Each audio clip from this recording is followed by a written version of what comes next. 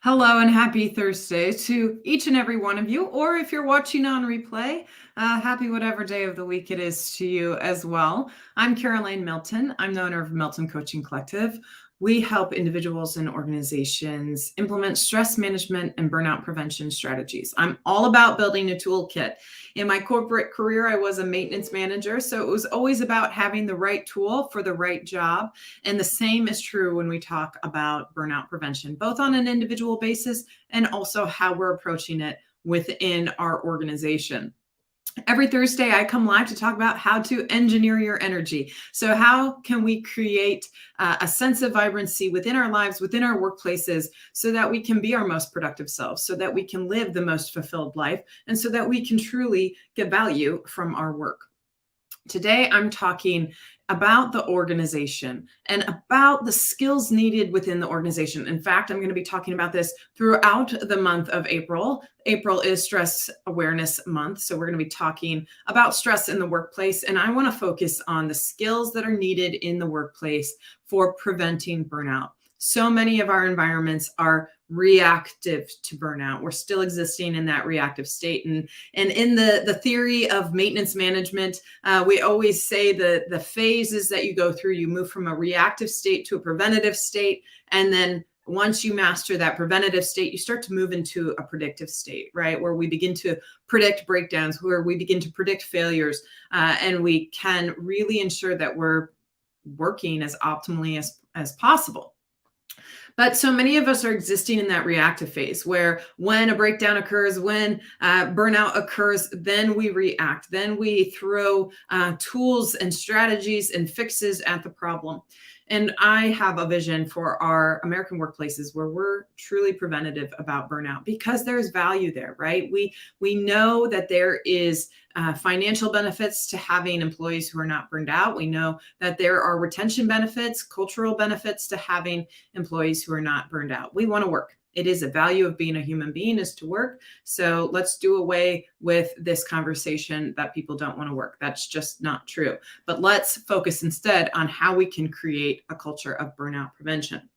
So today I want to talk about the top skill that's needed within your workplace to move from a reactive state of burnout into a preventative culture of burnout and stress management. And that skill is leadership.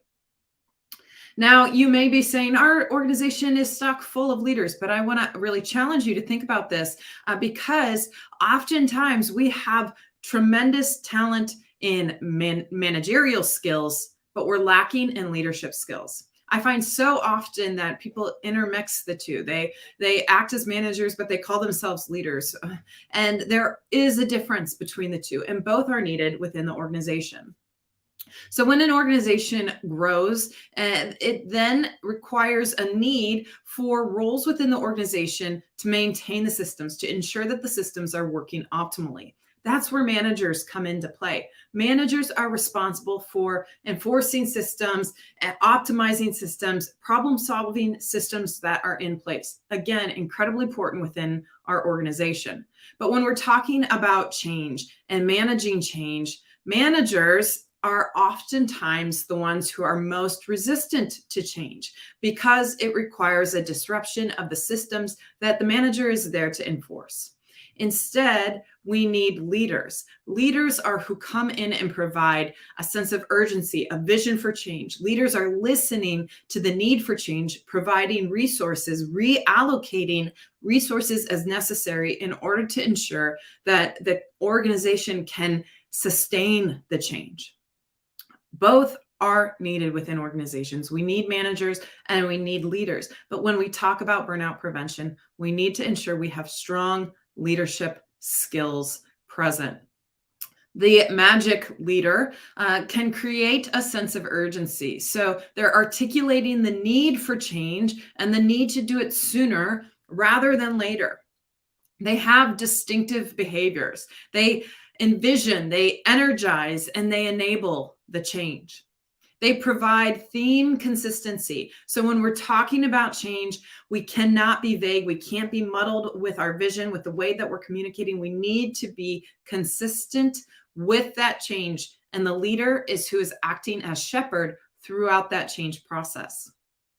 A leader can exhibit a mix of styles. They have the capacity to show simultaneous styles of leadership throughout that change, and they are reactive to the needs of the business unit, the needs of the team throughout the change. They're assessing the skill of their employees in that change. So, how skilled are my employees in the new systems that we're implementing? How skilled are my employees, in this case, with stress management? Are we effective at talking about stress?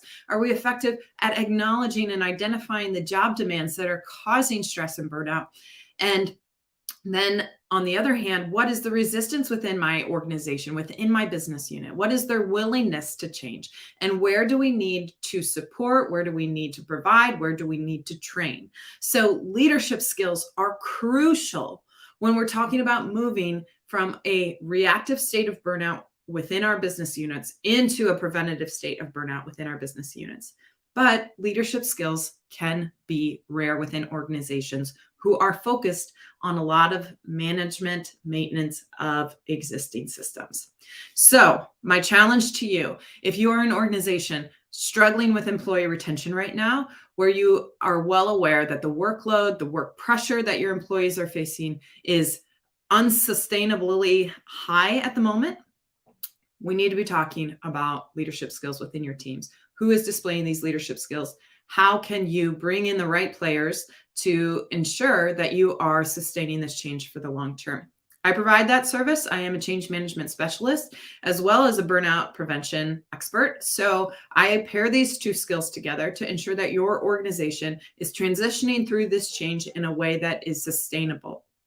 I have a link in the caption, the description of this video, where you can book a consultation to have me come in, do assessments with your teams, and provide strategies for you to implement these changes and then sustain them as well. Please click on that link. Share this video with your network as well. I certainly appreciate each and every time you share my content. You can also follow my hashtag #TransformingTired, where I talk about stress management, where I talk about burnout prevention, where I talk about organizational needs to sustain into the next era of change. Thanks for following along. Next week, I'll be back talking more about the skills that are needed within your workplace to ensure you're implementing a culture of burnout prevention.